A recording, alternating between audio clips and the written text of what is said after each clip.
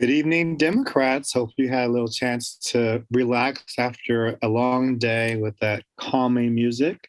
And before we get started, I want to invite you to share this event on Facebook or Twitter, or a link, or as a link to your friend via text. If you see the link in the chat that says kadem.org/prop talk 28, you can click on it and then press share on Facebook or share on Twitter. You can also copy it, paste it into your SMS or your text box, and send it to your friend directly. So feel free to do that. Help us spread the word about Prop 28, which California Democratic Party recommends that you vote yes on. But tonight we're going to talk to the author of Prop 28 to hear exactly why you should vote yes on 28. So we're joined by Austin Beutner. Austin is a civic leader and public servant with a unique set of leadership experiences in business, government, and as an entrepreneur. He has served the city of LA as deputy mayor and the students and families of Los Angeles Unified School District as superintendent. I can go on for a long time talking about the many ways he has been a great public servant and civic leader and philanthropist, but I'd rather take up the time for him to give him the floor for us to talk about Prop 28 and how we need to have more music and arts in schools. So, Austin, welcome. Thank you, Vincent. Thanks for having me. And thanks, everybody, for taking a little bit of time to learn more about 28. And let's get out the vote, including a yes on 28. Thank you, Vincent. And before I get to the first question, I would just love for people to put in the chat if you got music education when you were in schools, to kind of just say, yes, you did, and what you learned or what you studied. Just curious about the audience that we have with us. So my first question for you, Austin, before we get into the nitty-gritty of Prop 28, can you share a little bit about the state of arts education in California now? Yeah, and it's shocking and shockingly bad. I think we all know the benefit of arts and music and the chance to participate, a sense of belonging, what it does for a child's social emotional wellness, how it helps with their cognitive skills and literacy and math and prepares them for all kinds of great careers. But unfortunately, today in California public schools, barely 1 in 5 public schools has a full-time arts or music program. And I'm just going to slow down and repeat that one. Barely 1 in 5 public schools has a full-time arts or music program. So Prop 28 is meant to address that by providing the funding to schools to make sure that they can provide a complete education, which includes arts and music education. Well, unfortunately, I was one of those people who did not, one of the 4 of the 5, I attended one of the 4 of the 5 schools that did not have arts education. I don't recall ever having arts education in schools, to be honest, as I think about it. Well, it used to be there. My generation, I'm a bit older than you. We can all recall what it did for us. I moved a bunch as a kid. By 5th grade was in my 5th different school. My mom taught in school. My dad worked elsewhere. And as a shy kid, in the middle of the school year, my greatest concern the first day was not literacy or math. It was, who was I going to have lunch with? Because I didn't know anybody. Fortunately for me, a music teacher asked me to join his class. My first question, only question was, do you have lunch? They did have lunch. I also learned what a cello was. Cello became bass, bass became guitar. With that, a sense of agency, self-confidence. I could play in front of thousands of people before I could speak in front of tens of people. But it all started with that safe place, that sense of belonging. And I think for all of us who've had the benefit of arts and music, we can all tell you a story like that. Everybody has their story. And if we do this right, if we get this passed, all 6 million kids in public schools throughout the state of California will have that story. And that's a really important part of their journey. And then one more question about arts education before we get into the proposition. So you mentioned like social emotional learning, and the impact that music and arts education has in that regard. Can you speak of other ways in which music and art education really helps children and their I would, for those who want to study further, the American Academy of Arts and Sciences published a report just in the last year called Art for Life's Sake. And it's based on research really from around the country and around the world. It starts with social emotional sense of belonging. Most therapists who work in schools would tell you what they'll do with the child is ask them to draw, ask them to be part of a group, which is what music and art bring you in schools. The same parts of the brain that are activated in music lead to cognitive improvement in math and literacy. So they'll do better in school. Attendance improves. There's a 10-year study in Boston schools. Students who were able to participate in arts and music had higher attendance rates. So all those things happen. And then more broadly, think about one of the challenges we face as a society. We see lots and lots of attention paid to the lack of diversity in media, technology, and entertainment. Less than 1% of startups funded by venture capital have a Black founder. Fewer than 5% of films are directed by people of Latino or Asian descent. Less than 5% of music executives are of Latino descent. If we want to truly open the doors of opportunity for children in public schools and see that wonderful diversity make its way into those industries, you can't just open the front door. You have to prepare students to get in the door. And part of that is access to arts and music at schools. So it's not just my story, it's the research and it's experts who will tell us time and time again, it is not the other. Arts and music isn't just sprinkles on top of a sundae.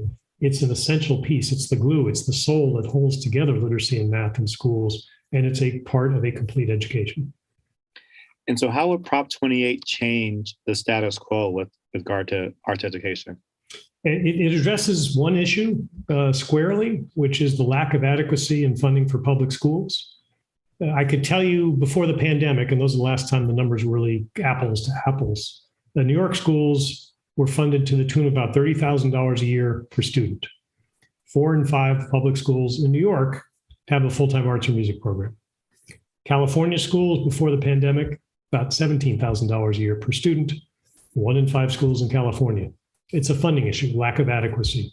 So if we can provide adequate funding to schools and make sure it goes for this purpose, arts and music, and not to bureaucracy, not to overhead, not to school districts to spend on something other than arts and music, what we'll do is more than double the number of people working in schools to help provide arts and music education to children. Probably about 15,000 people will come into schools as teachers and teachers' aides, outside program partners. There's money for training as well.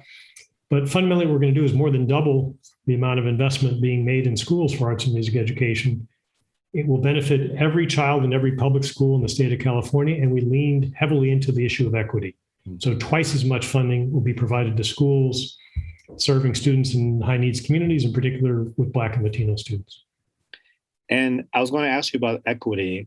So of those 1 out of 5 schools that do have a program, do you see an equity issue there? Oh, 100%, 100%. If schools aren't provided with adequate funding, the remedy in some communities, Santa Monica, they have a local tax. It's an affluent community. They have 5 levels of orchestra in their high school. We could travel 5 miles away to South Los Angeles and you'll see a high school of the same size with no orchestra because the local funding is not there, the wealth or the resources in the community. You'll see other communities where the PTA will raise money from families. So it's the haves and the have-nots. And the 1 in 5 tend to be in more affluent communities. In lower income communities, not only are the schools and the school community lack the resources, but many families don't have the resources to supplement outside of school. So the after-school program, the weekend program. So it's very much a haves and have-nots. We're the 1 in 5 or the 4 in 5 who don't. And we leaned heavily into the issue because every school gets some, but twice as much money to schools which don't have. So where the need is greatest, we're providing the most. So a yes vote on 28 is really balancing the playing field with regard to arts and music education. It'll be the most dramatic investment in arts and music really in our nation's history. Mm-hmm. It's the only thing on the ballot where on November 9th, 6 million kids will wake up with a smile on their face. And we're able to do this without raising taxes. So what we're doing is we're taking the record revenue, record surplus, and we're investing it in kids who are our future. And, when you take a step back and you say, why does this need to happen this way? Well, Sacramento's a funny place. Lawyers, lobbyists, different organizations have voice, but families who are struggling to get by, their voice generally doesn't reach too far outside the neighborhood. They're very fierce advocates for what's happening in the local school, which is why we send the money to local schools. But they don't have the same agency when it comes to Sacramento. And so really on behalf of those families, we're making sure to use this method to make sure schools and families and children who need it most get what they deserve. And so I just want to make sure that people heard you clearly. This is not a new tax, correct? No new taxes on individuals, on businesses, no way, shape, or form. What we're doing is taking 0.4% of the state's general fund in a time of record revenue, record surplus, and dedicating it to kids. So there's not one nickel of spending anywhere else that this displaces. It's going to go up and down. So in time of budget tightening, it'll go down just like other parts of the budget might, but this does not displace one nickel of current funding. We know there's a lot of important things already in the state budget, but what we're doing is tapping in the record revenue, record surplus, and making it work for kids without raising taxes. And how will this impact, was it Prop 98 that So what Prop 98, for those listeners, Prop 98 dedicates 40% of the state's general fund to schools. Prop 98, by the way, is not necessarily God's intelligent design. It's just the 40% is what it was the year before it was passed. And it was intended as a floor in school funding. Unfortunately, it's become a floor and ceiling. So in the last 20 years, only once have a governor and legislature allocated more than 40% to schools. With the benefit of hindsight, at 40 or 42 or 43%, I don't think we'd be having this conversation. But if New York's at $30,000, California is at 17, and we're both states in which it's relatively high cost place to live. We try to take care of public sector workers, teachers, and all who work in schools with a fair wage and good benefits. Well, it costs money. New York, California, comparable. So if we compared New York, Boston, DC, places a lot like California in terms of cost of living, they're all around $25,000, $28,000, $30,000, $32,000 a year. California's unfortunately a far, far away from there. And so anyone who tells you, well, there's plenty of money in schools and California's in the middle of rank across the nation, we say, unfortunately, that's the 50 states where the bottom is Arkansas and Mississippi, where they struggle to adequately staff a school at all. But if you look at the true comparison set, we're bottom. And what this does is protect the Prop 98 dollars. So everything that's in your school is going to stay, and this is going to add that level on a path toward excellence to making sure there are arts and music in that school. And I would imagine this is probably as added benefit, as a special benefit to the California economy, given how much arts and music is a driver for our economic engine. This is a 1 and 1 is 12, truly, because we spoke earlier about the issue of lack of diversity. Mm-hmm. Let's flip that on its head. The number one employer in the state of California is creative industry, and not just song and dance. It's architecture and design and engineering and so many great paying jobs in the creative industry. If we want to prepare the next generation, make sure they have opportunity, we better train them. We better give them this access and opportunity. If we want to see California continue to lead not just the nation, but the world, our stories are told around the world, the stories from Hollywood. Our songs entertain people on stages around the world. What's invented in Silicon Valley or Silicon Beach or down in San Diego in the science centers is shared with the world. Well, the talent right now for that next generation of ideas are the 6 million kids in our public schools. And we need to make sure opportunity matches talent. And this sets us on a path to do that.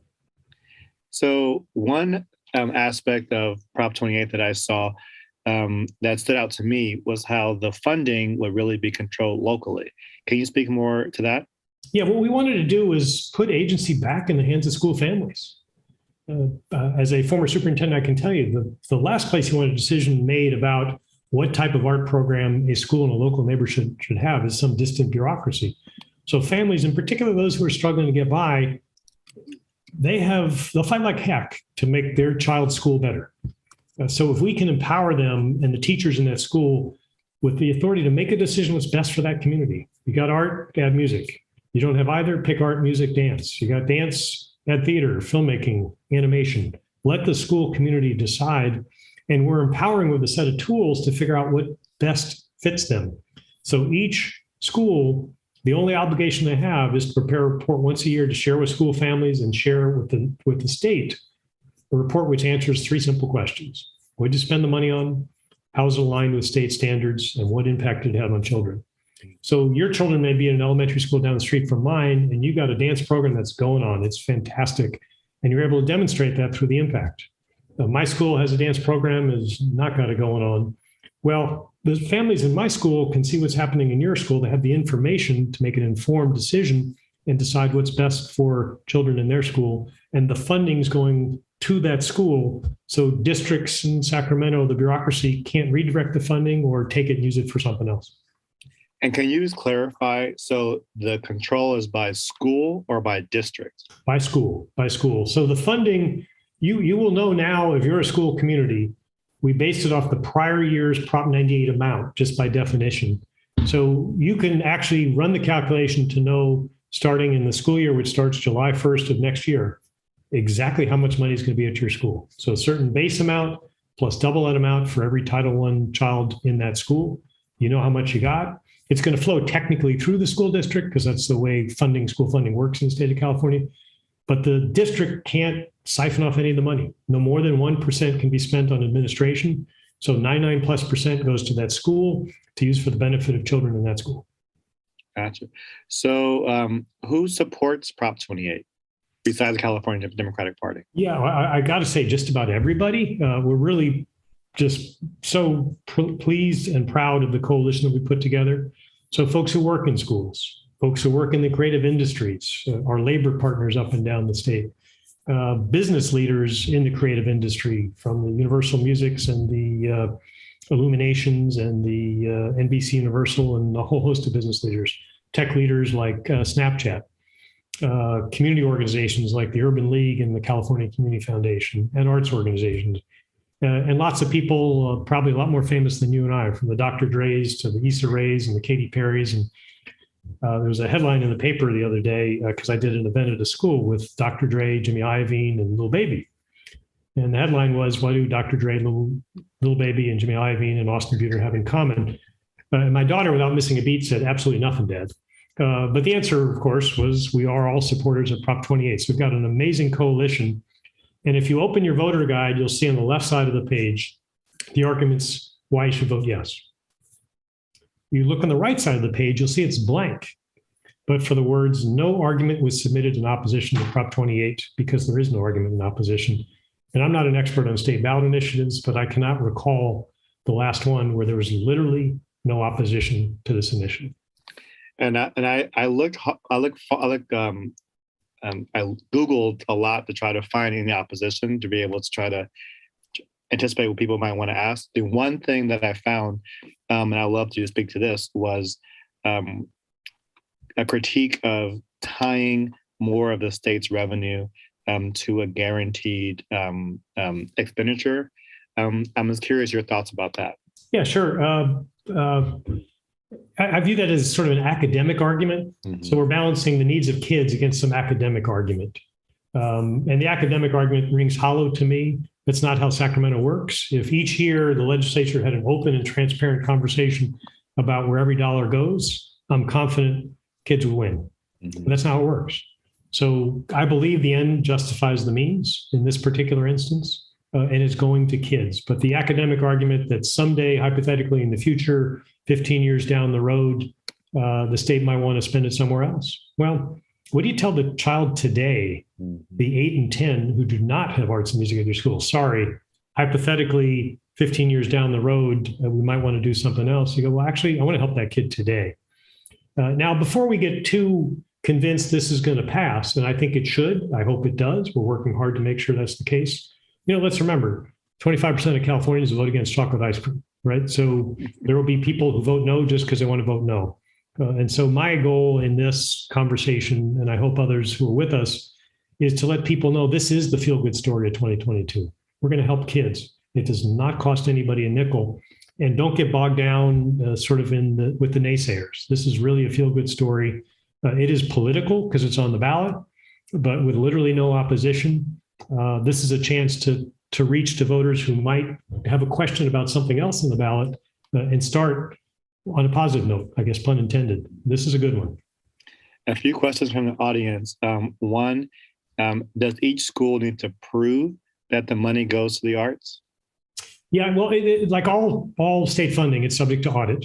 And we wrote it really simply. I mean, I've read title and summary before ballot initiatives, but to be honest with you, until we started this process, I'd actually not read the full text of any of the ballot propositions before. You read most of them, they're 5 pages, 10 pages, single space, lots of legalese. This one's 2 pages. I encourage anybody to read it. It's real simple. It goes to the school.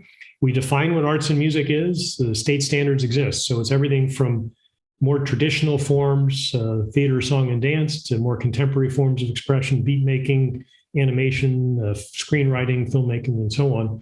As long as it's used for that, schools have wide boundaries as to how they use it. Now, we've made sure that the lion's share goes to people who work in schools, teachers and teachers' aides, but we've also left considerable room for training, for supplies, art supplies, for outside program partners, community partners, a local dance troupe, something else that might make an impact for kids. So schools have that flexibility built in, but we wanted to make sure it goes to arts and music and doesn't go to something else.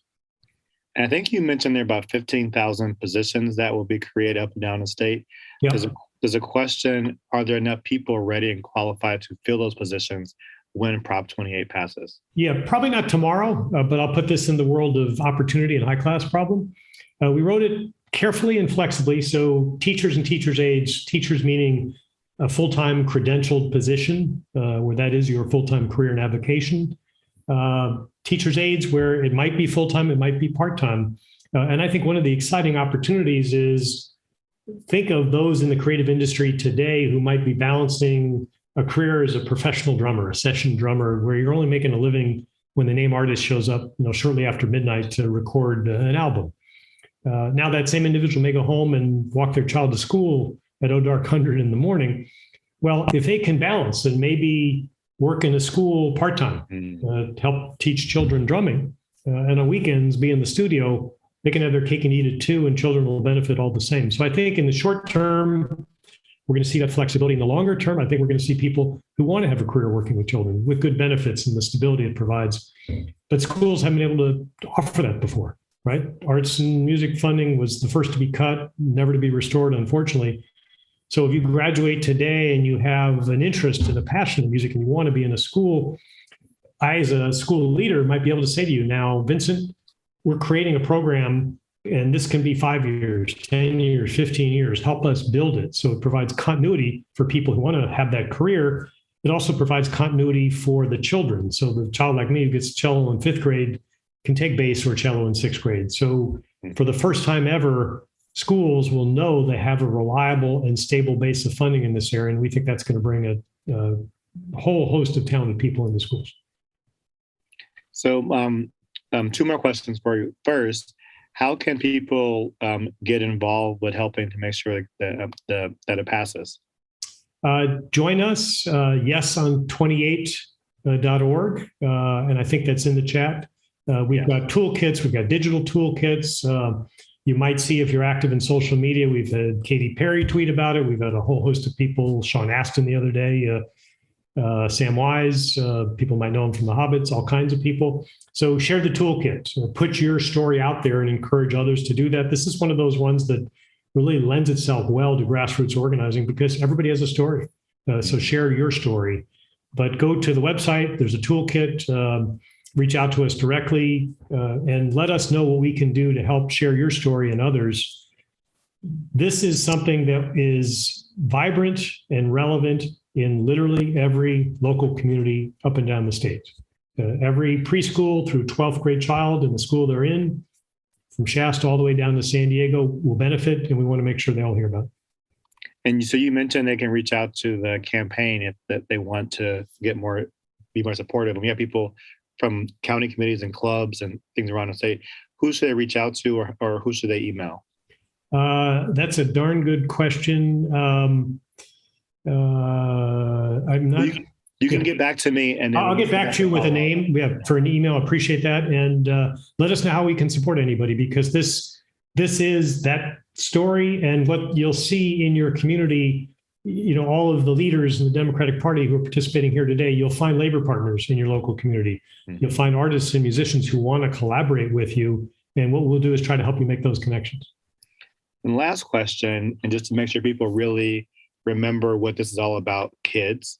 When Prop 28 passes, how do you feel the state will be better off in 10 and 20 years? I think this creates a brighter future for the children in the state of California. Better education outcomes, better career opportunities, more diversity in some of our leading industries. And I think it'll restore us to that place where we're once again leading the nation in what good looks like in public education. There's the old saw, laws come east to west because Congress is in Washington. But values and ideas come west to east. Well, maybe this is a chance not only for a brighter future for California public school children, but a chance for Californians to yet again show the rest of the nation what good looks like. Well, thank you, Austin, for drafting the initiative. Thank you for helping to educate us about it some more. And I hope everyone remembers to vote yes on 28. You should have already received your ballot in the mail. So highly encourage you to vote early. Encourage your friends to do the same. Go to vote yes on 28.org and volunteer, donate money, get the toolkits, share them with your friends, DEM clubs, and county committees, and your newsletters. And let's help us to get this passed. So again, thank you, Austin, and we'll see you next week for our final prop talk in the series. Until then, have a good night and make sure you're phone banking. Thank you, Vincent. Really appreciate it. Thank you.